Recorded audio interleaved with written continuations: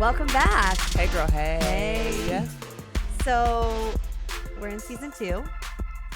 Season 2, who dis? I And- feel like we're killing it in season 2. I think season 2 is good, but you know what I've been noticing? That as soon as we finish the topics for the season, I have so many more topics I want to talk about. So season 3, get ready. I mean, we're in the middle of season 2, but season 3 is going to be really, really good. Yeah, we're already ramping up. And a lot of that also comes from you all. So do not forget to leave us a comment if you're watching on YouTube, or to leave us a review if you are listening on Spotify, Apple, wherever. Absolutely. And thank you for those people who are sending dumb shit men say quotes to me all the time. It is actually amazing because sometimes I have to actually really sit down and either read or listen to see if it's a joke. Yeah. Are we being trolled? Which part of it probably is a bit think of we are. that. Yeah. I mean, in society in general. Okay. So I know I said that we're trying some new things this season. Tashira, everyone wants to know, is there something new that you learned this year that you never knew before? That I never knowed. And now I know. So I thought about this when I saw the question, and I don't know that it's something that I learned, but it's something that I am embracing. Okay, that's fine. And that is, I learned that I need to put myself on a work schedule, Margo. So now you will be proud of me. I am not working after 7 p.m. And I'm not, well, that's a lie. Sometimes I do. But mostly I'm not working after 7 p.m. And I'm mostly not working on the weekends.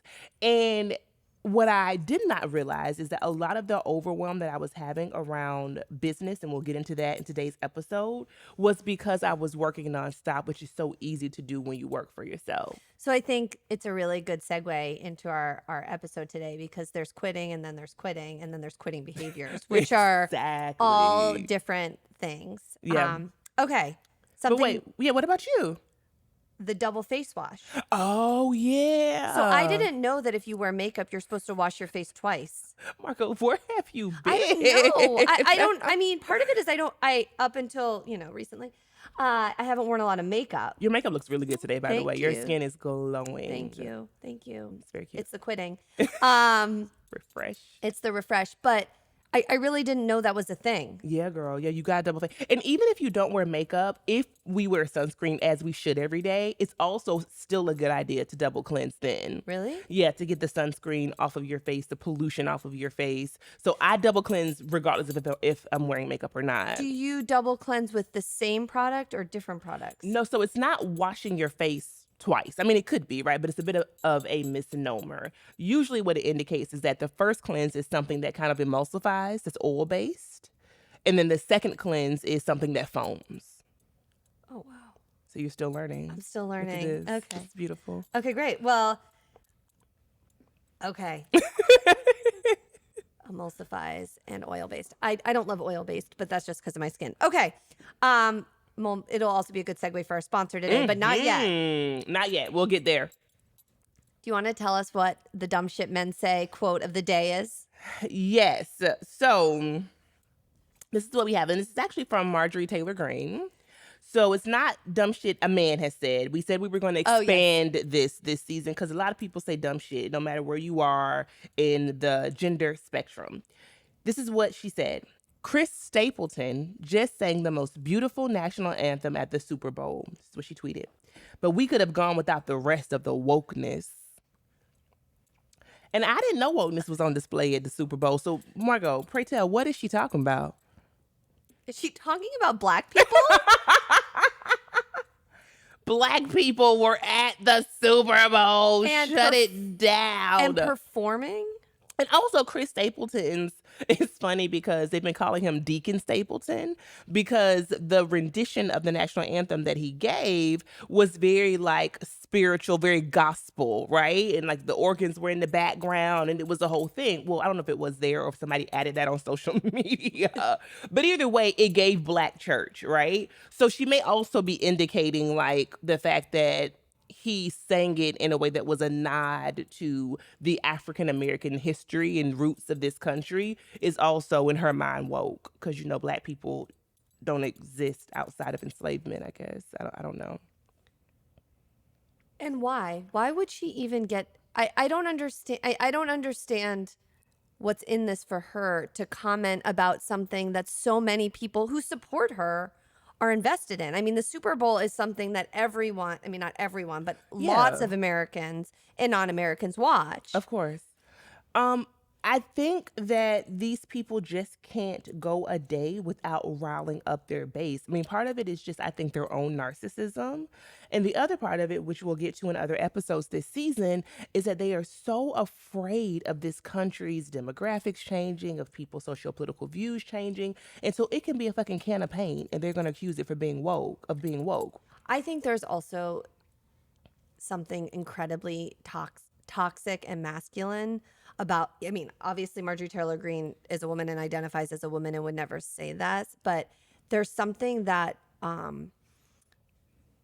she is speaking to about Rihanna and Rihanna's power, I Oh, think, as a woman who's owning her own sexuality while pregnant. yeah, And you and I have talked about this. I think there are lots of different feelings about Rihanna's performance, mostly positive. yeah, But my biggest takeaway was not surprised that women and pregnant women can do anything, but she did just enough. yeah. She didn't overdo it. She didn't have a million costume changes. Her outfits was like nice, but not, she wasn't dancing in high heels, right? She wasn't doing crazy moves. I mean, she was up on a platform, right? And I think there's something where Rihanna owned her power as a really famous artist Yeah, and as a woman and as a mother and as a pregnant woman yeah. in this way that was very specific to her experience, that wasn't nodding towards anyone else's expectations of her, particularly someone like Marjorie Taylor Greene. So let's just carry this line through. So if this was the bee in Marjorie Taylor Greene's bonnet, are we then to assume that she would have wanted for Rihanna to not perform because she was pregnant? Is that a conservative value? I think maybe, or not be sexual, Oh, okay. Yeah, this is I'm getting or it. not wear body contouring. I mean, I don't know, but there was something very, very Rihanna about Rihanna's performance For sure. and her reveal. Yeah, for which sure. was very her. Yeah, so let me just say, everything you just said about what the performance represented and why it would have kind of irked these folks who are in the anti-woke camp, I agree with. But what I do have to go on record of saying is that I thought the performance gave middle school talent show. Now, this is just me, and somebody's gonna come for me and they're gonna be upset. I don't care because I'm not part of the Rihanna Navy. I feel like Rihanna's like sex appeal is just as famous as her music. And that's okay. Get it how you get it. I just feel like for the Super Bowl, I would have wanted a little some. I mean, she was singing Margot. It was a track playing. She kept putting the microphone down. I said, sis, there's a track behind you. Hold the, like, at least pretend like you're singing. I mean, I can't agree with you. Last year, wasn't it Snoop Dogg? No, that was good because we got, listen, Dr. Dre played the did you know Dr. Dre could play the piano? Dr. Dre played the piano. Snoop was up there like doing the crip walk. Snooze. No, it was not. Snooze. Eminem came out. He spit bars. Mary J came and she was on the Eminem. Let's get it, Chubby. And she was in the dancery. Eminem. Eminem. It's not nice to body shame Eminem. He just seems, he seems a little older. He's seasoned. All the performers were seasoned. He's soft. And I love a good soft body. I do. So give me a good old middle. And Embracing our softness. We're going to talk about this in the next episode. No, I would not go so far as to say middle school. I think her statement was, okay, I ain't got to do a lot. I don't need to overdo it. Yeah, no, it's great. Here I am entertaining you. I have 12 minutes. I have 5,000 dancers that look like they're from another planet. We're moving spheres and, back and forth and up and down. Yeah. And, here's my Fenty. Look at my Fenty, right? That's why she put the makeup on. It was a Fenty plug. Yeah, but it was all subtle and not subtle. It was just enough. It wasn't the most amazing performance I'd ever seen. Yeah. But I was entertained. Okay, that's good. Good for you, friend. I fell asleep and woke back up. But to each his own. I think what has been said here by Marjorie Taylor Greene, though, is something that we're going to keep coming back to over and over And I again. think there's something specific about Black women that scares her. Hmm. Absolutely. And also this idea of owning their power and sexuality, which has always been a fear that was created by the white elite and the slave holding echelon of this society, because it was this idea that if Black women owned their own sexuality, then what would the entire institution mean? It couldn't be upheld by whiteness. Yeah, and so I think it also, she's afraid of a step further. Like, oh my gosh, here's a Black woman owning her own sexuality. Oh, whoa, will white women follow suit? Oh, that shit is deep. I don't know, but that's kind of how I interpret it. Okay. Like, oh my gosh, all these people watching this woman doing her thing, owning her body, owning her narrative, owning her time in Yeah. she's, and also everything about Rihanna, right? She's been very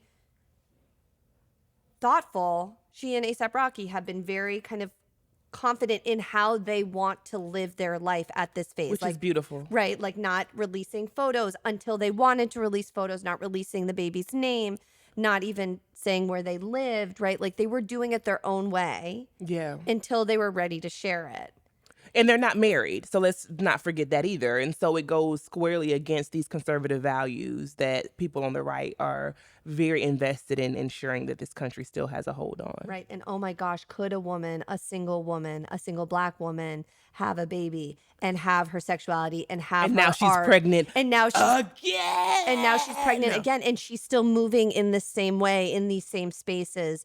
What is that going to do to a white woman? I'm so happy you unpacked this, because I think there's something about being unpartnered or unmarried and having a child and moving the way that Rihanna has done and owning her sexuality that is, just from my lens, kind of normalized, right? This is what Black women do. And so it's so helpful to have the alternative perspective brought up, because I would not have unpacked that much from what she said. I don't know. I mean, I could also just be placing No, I think stuff. that shit is real. And if not her, then people are thinking what I don't you just know. said. I don't know any white woman who moves that way as a single mother. Is it because is there like this shame and condemnation? I think so. Wow. We will get to that in an episode, I'm sure. We have to have a whole episode on like motherhood. And who gets to be a mother and how people get to be a mother. Right, because there are so many people who right now are holding on to marriages and relationships just because they don't want to be seen in a certain way that they have no business fucking being in, that harm their children every single day. Absolutely. TBD. Okay. TBD. I'm so excited for our sponsor today. Yay! I know we're both really excited as we both use these products on the daily, and you've been a consumer and worked with them for a really long time. So we're thrilled that they're back and invested in Just Us. But tell us a little bit about Osea. Absolutely. So they are a clean beauty brand, vegan, cruelty-free, made in California. It's a family-owned business. It is seaweed infused, because seaweed has all of these amazing benefits for our skin. And what I have loved about them, Margo, is that they have all of the products that you need to live your best life. So everything from skincare to body care, body polishes, body scrubs, hand creams. It runs the gamut with Osea. And it's all about body care. It's not makeup. It's really about skincare. It's really about skin and body care. And I love when I can use products that I know are not going to harm my body. As you know, we both have been touched by breast cancer, and that demonstrate really good results. Like their hero product, which is the Undaria Algae Body Butter. So this is a product that I actually use every day. And there's something about it that just feels really luxurious. Even kind of opening it, like look at it. And you just like scoop some up. I don't want to get too much right now. And I use the hero product, the Undaria Algae Body Butter every day. But what I do first, particularly in the winter, is when I get out of the shower, I use this product, the Undaria Algae Body Oil, all over my body. I let it sit in for like a couple minutes with my skin still wet. Okay. And then I put the body algae butter, the Undaria body algae butter, all over me and let it all sink in. It like locks it in, locks the oil in, I'm sure, as well. But so this is kind of the main hero product that we love and are highlighting today, that is really kind of transferable all year long. But there is also this amazing little mini series, mini collection that I love because for people new to the brand, it kind of shares all of the amazing products, but in smaller bottles, so you can try all of them. Absolutely. And we will have them linked. And just as a note, as Margot mentioned, winter dryness is real. And so Osea says protect your skin from winter dryness with clean vegan skincare and body care from Osea. And right now we have a special discount code that is just for our listeners, y'all. You can get 10% off of your first order site wide with the code JUSTUS10 at OseaMalibu.com. Also, you'll get free samples with every single order and free shipping on orders over $60. Head to OSEAMalibu.com and use code JUSTICE10 for 10% off. And if you're in Malibu, they have a brick and mortar store and a spa, right? And I've been, and it is absolutely lovely. I'm telling you all, it's an oasis, which Okay. isn't surprising given that OC is such an amazing So brand. if you want a little small oasis in your tiny apartment, I would encourage you to use the algae body butter. And this is a great brand that we're thrilled to be partnering with. And we'll link everything both in socials and here in the podcast. Absolutely. I'm really thrilled, friend, to kind of jump into our topic for today, which is quitting and quitting in a lot of different forms. But it's one not only that many of our listeners have asked us to do an episode on, so thank you for that feedback. But it's one that I feel like my story is deeply connected to our friendship and your support. And I will always be incredibly grateful for how you've supported me in this journey of my quitting in a lot of different ways.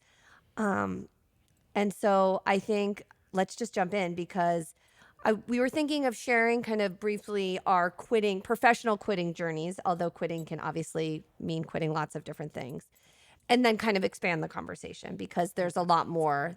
There's a lot more there. Yeah, and I think it's also timely, right? We are still in the midst of the pandemic, but obviously not at the height any longer. And people have heard of this great exit and quiet quitting, and this idea that folks left their jobs in droves and decided to go and freelance or to do something new. And it's been a topic of discussion for a lot of folks, I think, in a way that it probably was not 10 years ago. And plus, I would like to think that there are certain aspects of the economy that are also changing, right? Things have been built in this kind of baby boomer framework that is now shifting in a real way as that generation begins to transition. There are those of us who are the geriatric millennials who get to now put our flag in the sand and say, no, this is what work should or should not look like. And I think particularly for our age group, we are like with a lot of things, we're straddling a lot of different worlds. And so many of our listeners do have kind of stable corporate or public interest or public service jobs. Others are entrepreneurs.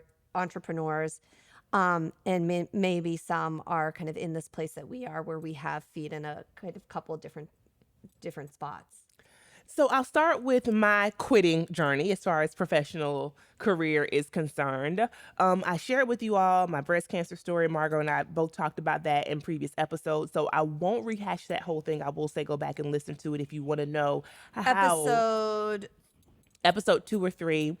And I'll talk in that episode. I speak very transparently about my relationship with work and how navigating cancer while working as an attorney in public policy just really shook me to my core, not just the diagnosis, but I realized in a very transparent way, Margot, all of these very negative associations that I had with my job. I share a story often, and I probably shared it in that episode as well, about after losing a loved one of my very close relatives. He was only 21 years old. After his funeral, I had chemo scheduled the very next Monday. We buried him on a Saturday. And I was at chemo trying to rush and finish writing a grant report before the drug took hold of my body.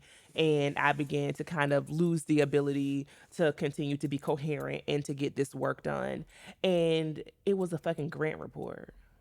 It wasn't a life or death situation. I wasn't solving HIV and AIDS, finding the cure for, a major pandemic. It was a fucking grant report. And let me stop you there because I think that there's something in there that we also need to unlearn where we associate different values to the work that we do. Mm, Even if you were working to solve HIV or the pandemic or cancer, you also deserve to give your body rest if you're going thank you through for that. chemotherapy.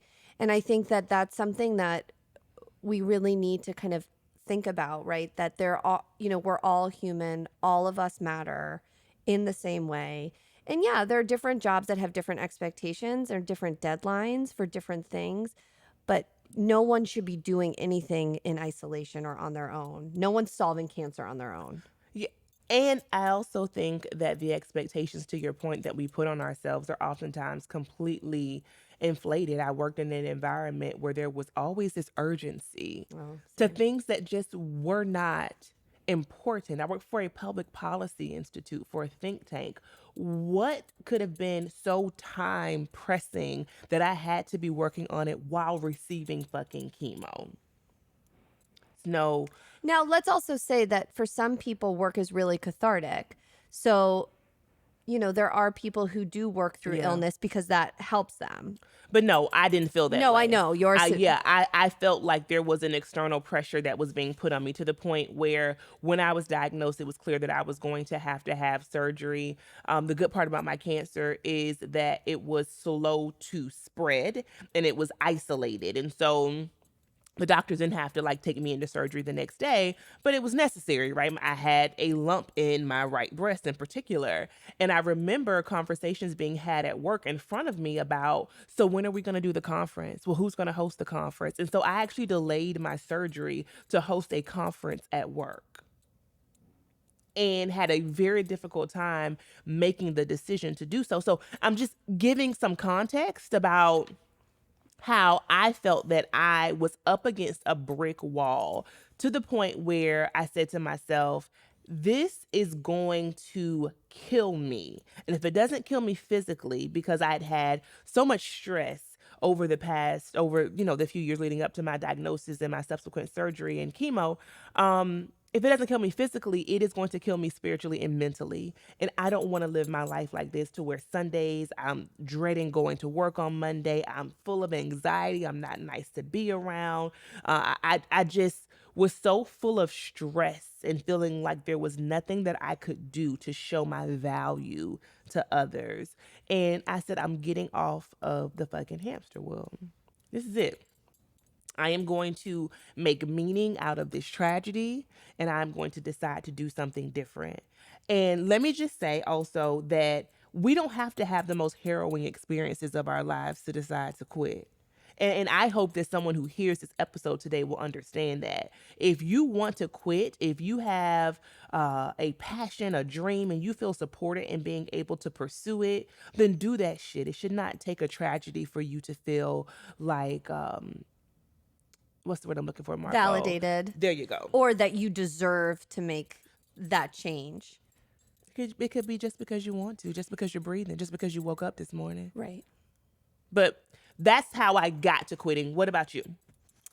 So there are a lot of similarities in our journeys. I also was really wrapped up, I really committed and really wrapped up in my work and my job and the responsibilities associated with my job.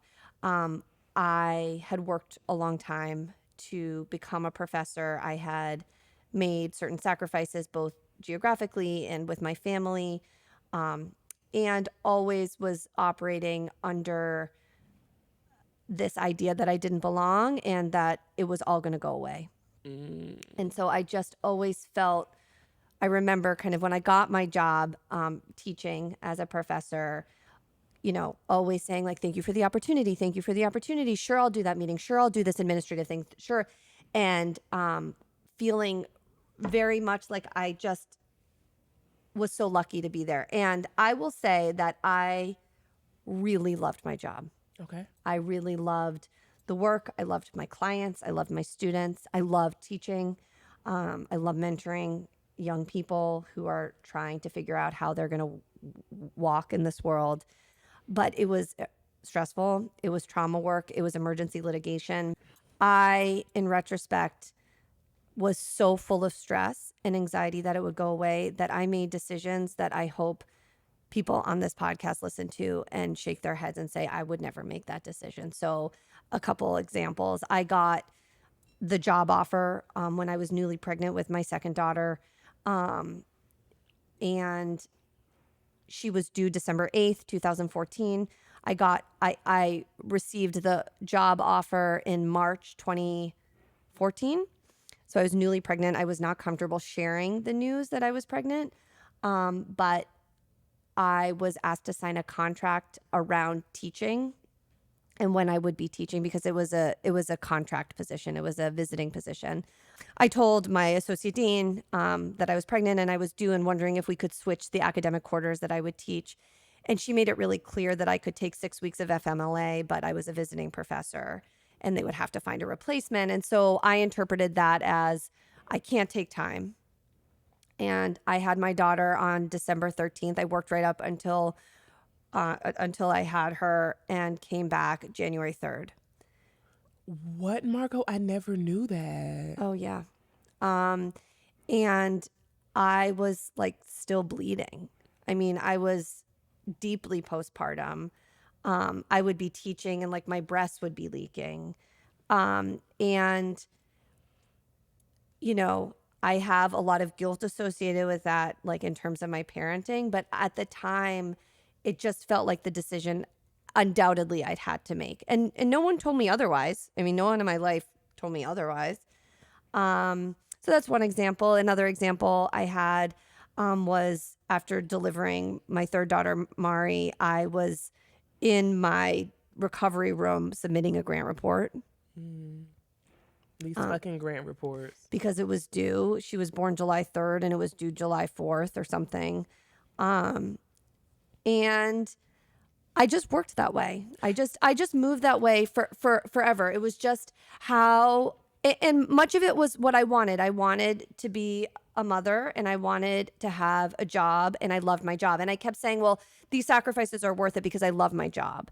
And I think that my job has value.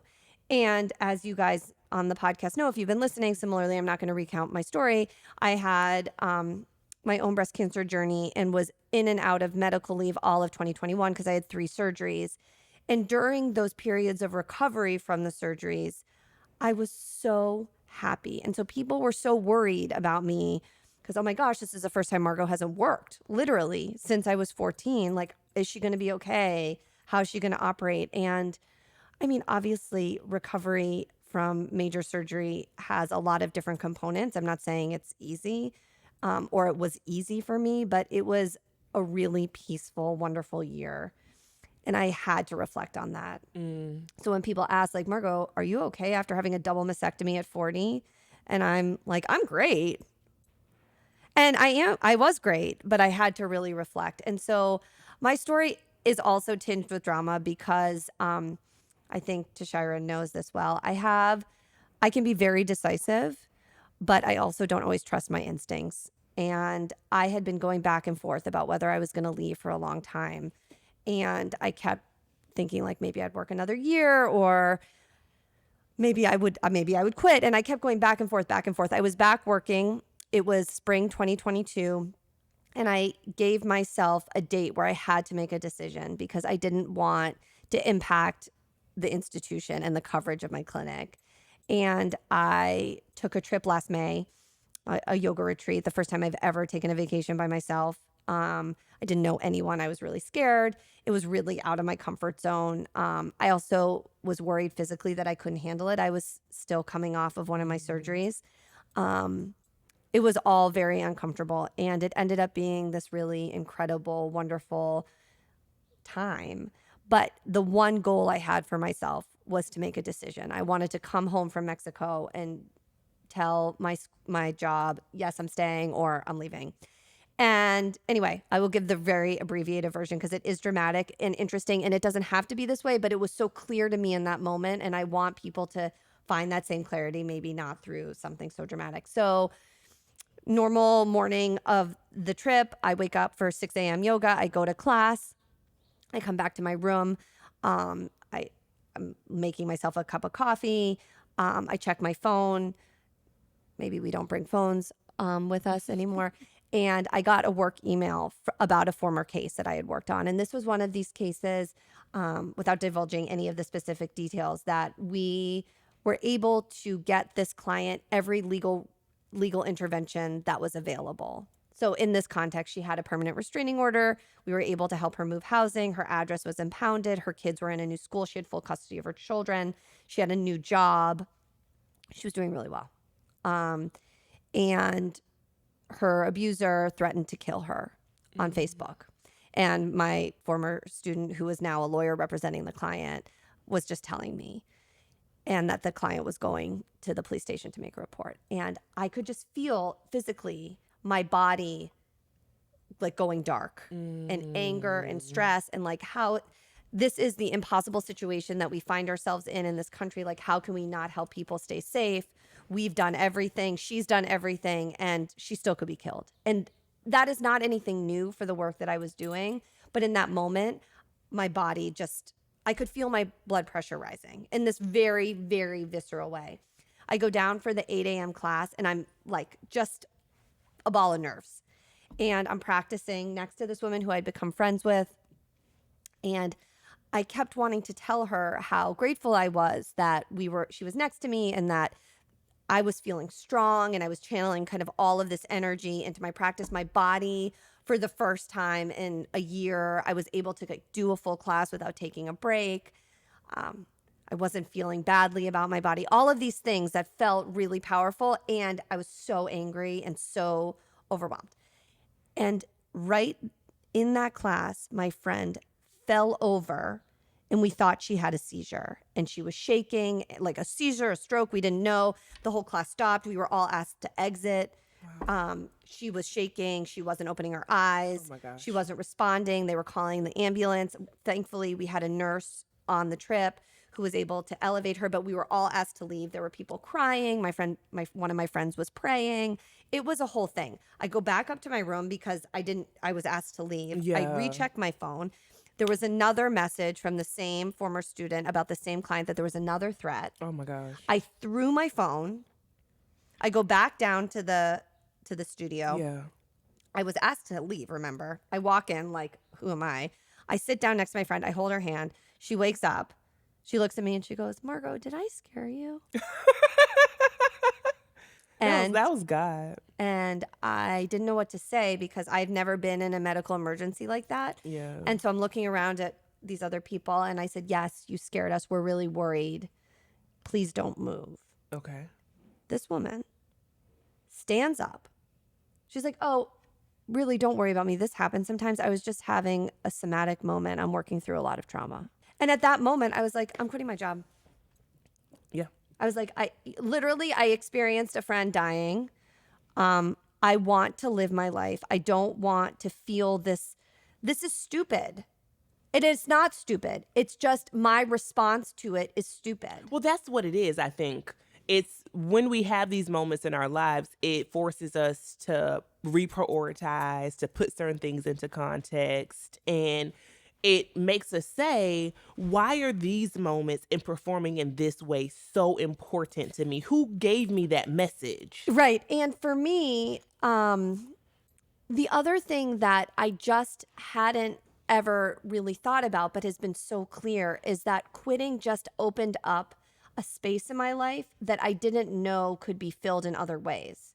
So specifically, I have met more people in the last year, interesting, different, doing different work, artists, advocates, all the things that I never would have met if I was still working in the way that I was working, because there was no space. Well, I want to go back to something, because when you described how you were working, like, going back to work 3 weeks after having the baby, all these things, what it also reminds me of is the way that we like give people the nod and the wink when they do these just over the top, like performative measures as far as how they work and working yourself to the bone in a capitalist society. people reward that. No, when I came People, back, people were like, "You don't look like you just had a baby." Like that's something to celebrate. I should Or look like I had a baby because I fucking did. right. Or I was like pumping in the car outside of court, and people were like, "Yeah, just take a break. There's no lactation room." And And see, this is the stuff. So, at my former public policy organization, it was always about them being a high performing organization, which really just translates to all of these like white dominant norms being present in the workplace and breeding a toxic relationship to work where there is no work life balance, where I saw my boss, who was the second in charge of the organization, work 12-hour days, work on the weekends, travel all around the country, little to no sleep. So if that's what she's doing, guess what my message must be about how I have to also show up in the workplace. Can't make a mistake, all this pressure constantly. And again, at least for you, you saw the impact of your work in people's daily lives. You were in direct service. I didn't see that. I don't know. I mean, yes and no, I would say. Mm. I really don't think there's a difference here. And that's kind of the other part that I think that we have placed too much emphasis and wrapped too much of our identity in the jobs that we have. Now, what Mm-hmm. I will say that and say that work is still, and this is something that I'm working on, doing work that we believe in or that we like or has value or that we need to do to support our family is important. For sure. But we are humans, full humans that operate kind of in many contexts in life, and that a job title or an organizational affiliation doesn't define us. 100%. And I think, though, for me, as someone who has worked in direct practice as a public interest or public service attorney and worked in public policy, I could at least hold a bit more space for expectations when it comes down to things like providing a protection order, helping someone to get a Right, because protection there's an order, emergency. Right, if you work in the emergency, right, housing, emergency department custody, in a hospital, right, you have right. you have to respond in an emergency. Right, The circumstances are exigent, right, but that's some of for this is sure. just shit that we fucking make up to make ourselves feel important. So this is something that I really want to talk about because I think it's ever present. And I will say with full transparency, I've never worked in a corporate environment. I have had internships in law firms, which are different, I think, than, but I've never worked in a large corporation. But I do see that pressure that people feel around being available and how they have to log on or they have to be present or they can't take a vacation Yeah. in work that's not exigent. Absolutely. And what is that? So I have been doing a lot of work as of late to like deprogram that part of my brain, because what I've realized is that if I fought this hard to work for myself, to define work for myself, to earn an income on my own terms, then what I have to also do is separate myself from that paradigm and that line of thinking, because that really is the problem.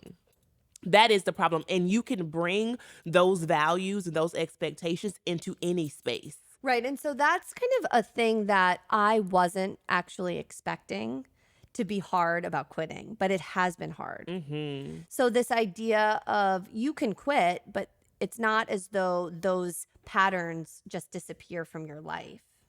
Well, let's talk about what we've been doing since quitting. So you made this decision at the yoga retreat. I'm assuming you came back, you told your institution, hey, it's It was a a process. wrap. It was a process.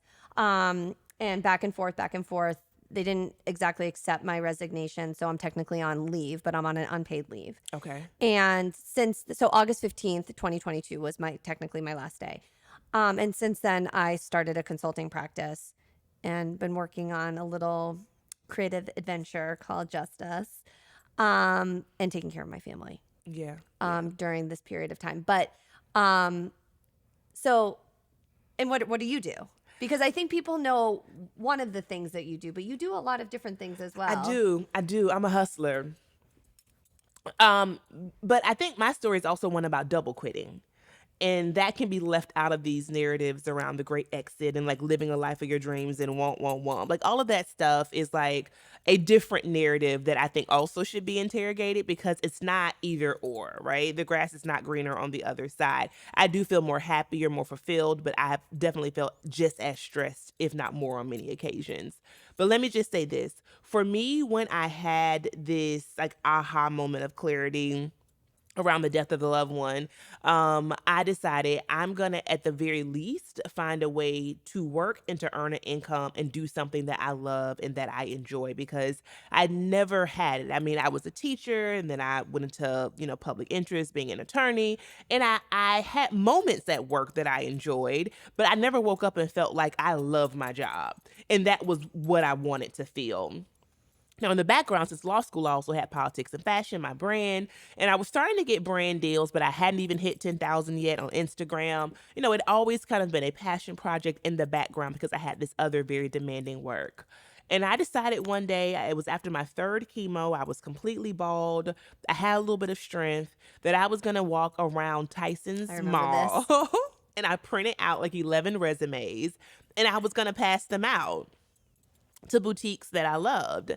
And I was like on glassdoor.com and trying to do this research about how much do people make in luxury retail. Because outside of teaching and then law school, my background had always been in retail. And I thought, okay, there must be a there, right? I'm falling in love with all of these design houses and luxury brands. I'm learning more about them. I think I can probably earn a living here and make it work for me.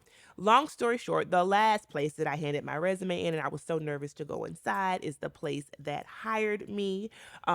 I don't mind saying this now. I worked for Saint Laurent for almost 2.5 years, I believe. And it was the way that I quit my policy job and gave myself the thing that I had never had in my adult working career, which was peace of mind and joy. When I tell you I love that job, I love my coworkers. We would just laugh until our sides hurt sometimes.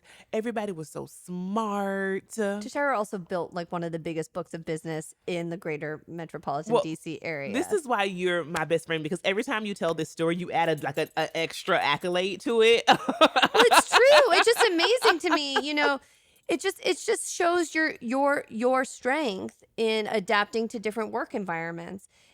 Luxury retail is different than working at Forever 21, Tashira, when you're in high Yeah. school. I Yeah. mean, there are obviously similarities. You need to run a register, blah, blah, blah. But like Yeah. No. selling, knowing what's going to look good, how to have clients and manage, I don't know, books and stuff. Yeah, Like it's, books of business. I mean, you are really, the way that they train you, and this is true, is that you are an individual business owner. You almost own a franchise inside of the boutique because your clients are yours, and it's up to you to determine how you're going to make your sales, etc.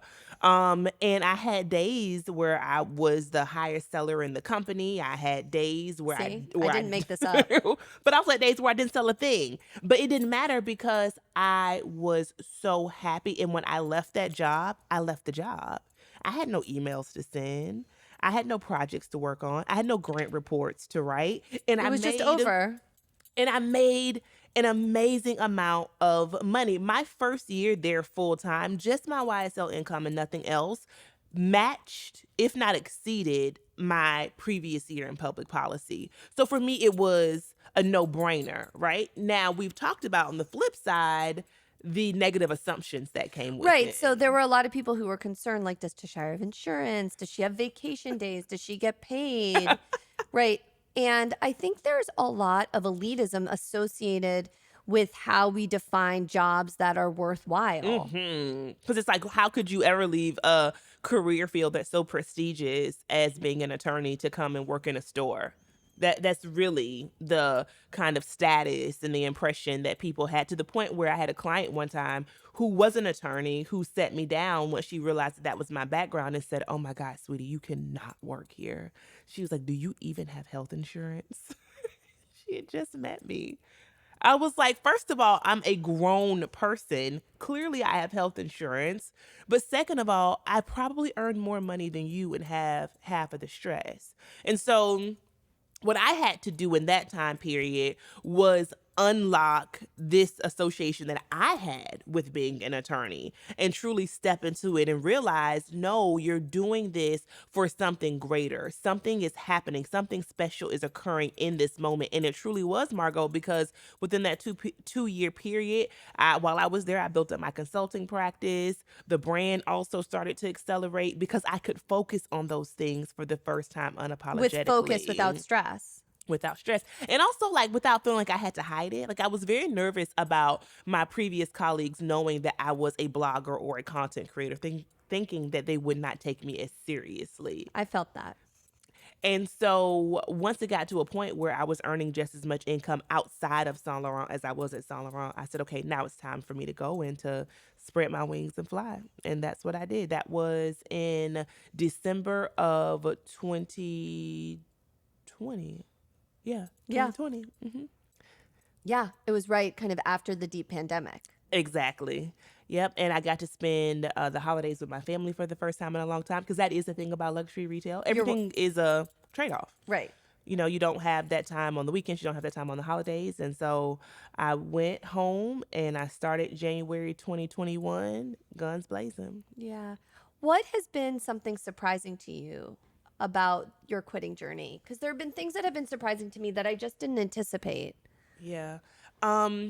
I think that when I went to YSL, I was actually surprised that my family didn't give me a hard time about it. And I think part of that is because they knew I had gone through a lot between the cancer and losing Xavier, but also because I was so strong and unapologetic about the decision.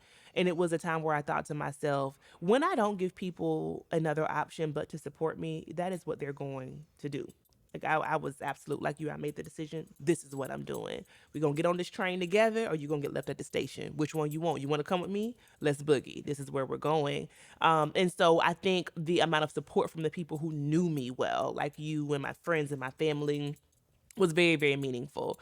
Other people who just didn't understand, that's a different, topic. But for people who knew me intimately, I was surprised by the amount of support that I received, for sure. That's beautiful. The other thing, though, is that I did have people, I think, that as I started to live life on my own terms, who just couldn't handle it. Like We it talked triggered about that something in the friendship episode. It triggered something in them, and that was difficult to experience. Yeah.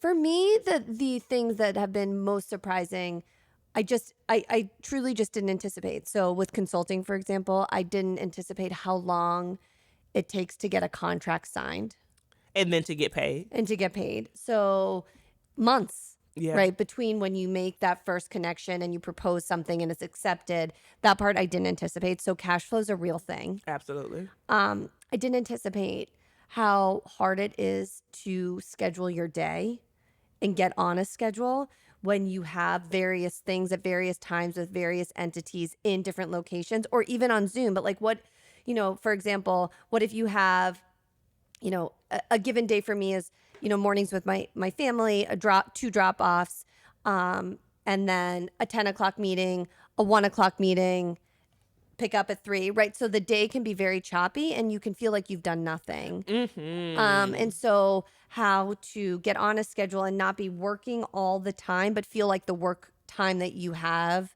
is efficient. It's productive. And for me, the other part that has been not hard, just like another interesting thing, is that it can be a little lonely. And so figuring out, how and when to incorporate social, like professional social gatherings. And for me, one of the things that I'm starting this month that I'm super excited about is I got a job answering phones at my yoga studio. Yeah. 8 hours a week. I can work, I can help manage the facility. And obviously it's not lucrative. But again, kind of re-questioning and rethinking about what are we expecting from work, right? I'll get to see a lot of my friends. I'll get to work out. I'll get to be in community with a lot of people. I get to help my friend who owns the yoga studio as she's away. Those seem like really valuable things. I don't know. I mean, I might not like it after a couple months, but it feels, again, kind of relearning different ways to work that's not just one way, 9 to 5 in an office and then coming home. Well, I want to touch on this thing about cash flow, because I have had a time, and I highly encourage people. I'll link it actually in the show notes to go over to either my blog or my YouTube where I talk about solopreneurship. And I think we both want to just say that we're not privileging one form of work over another. No, and I think Tashira's story is very powerful that having a 9 to 5 can be quitting. Hello, louder for the people in the back. Right. And you might not be able to quit, but rethinking your relationship with work is part of the quitting process. Because you're quitting a certain type of expectation. Right. And so on the cash flow topic in particular, there are many of days where I wish that I had a paycheck every 2 weeks. For sure. Because when you're working for yourself as a solopreneur, and it could be in any field, you have those months where you have $25,000 in the bank, and then you have those months where you're scraping together $10 to pay the mortgage, right? There is just this shift in income. Right. And also, what are your expenses, right? So even for the podcast, right, there are certain months where we don't have many expenses, but there are other months where we have a lot and no cash. Exactly. And so figuring out how to be okay during those periods where you're not okay. And I've been really hard on myself about that, Margo. Like, really hard, like feeling. I deeply believe that everything can be figured out. And this business income has been one of the most difficult parts about solopreneurship for me to figure out. I feel like it's getting better, but it is still a struggle, and it's still a journey. And I don't know that there is a smoking gun. I don't know that anybody has any one answer. No, but I think it's being really clear about what your personal needs are, and personal meaning you individually, you within a family unit, you with whatever responsibilities you have, and how those can or cannot be met with the job or the lifestyle that you choose to engage with. There's no smoking gun, and it's been really hard for me. We have to wrap up, but there's a whole other episode here, I think, on salary and what we need, what we want, how the salaries we make in certain lines of work don't equate at all to how expensive it is to live in certain parts of the country. And I think particularly for our listeners for all our listeners, right, who maybe make a lot of money or don't make any money, right?